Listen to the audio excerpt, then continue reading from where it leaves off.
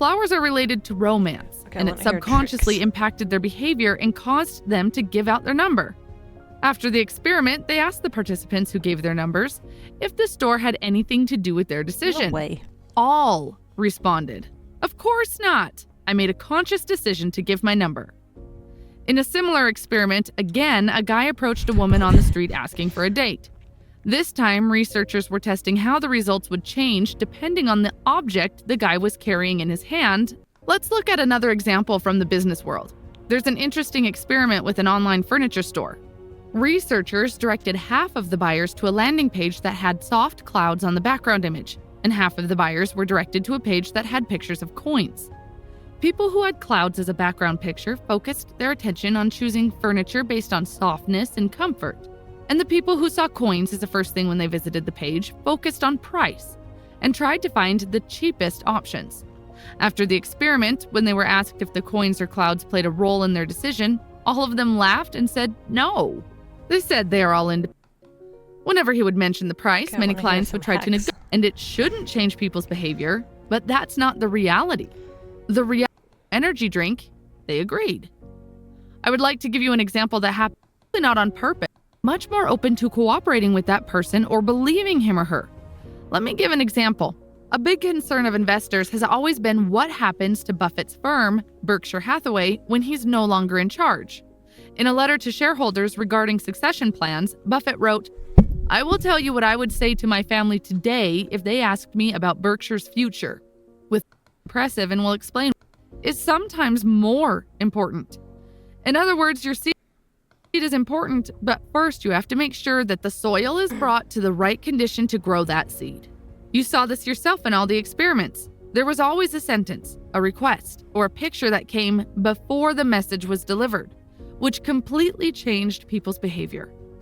All right, in the last 3 years, sometimes I go shopping with my 3-year-old daughter, and some stores give balloons to kids in the entrance.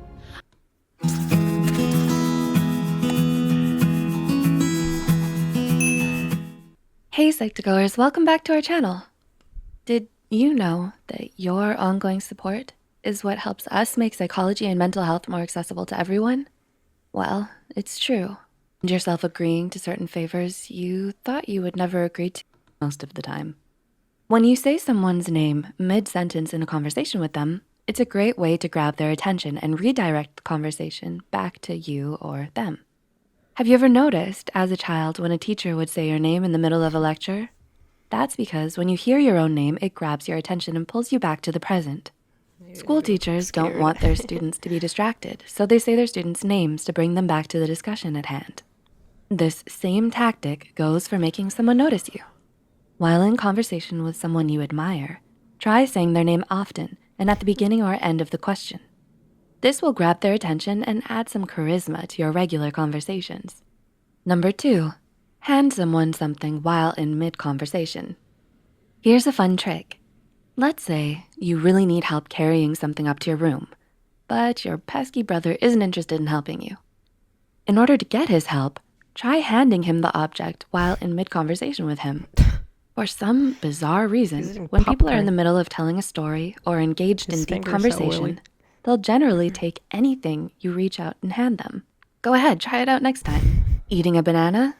Randomly hand over your banana peel while you discuss with them the complexities of life and the stirring of the planet. I would be like, what? They'll probably take it from you without any question. Yeah, I'd Number probably 3, wonder, practice what the the hell? Pavlov theory by chewing gum during an exam.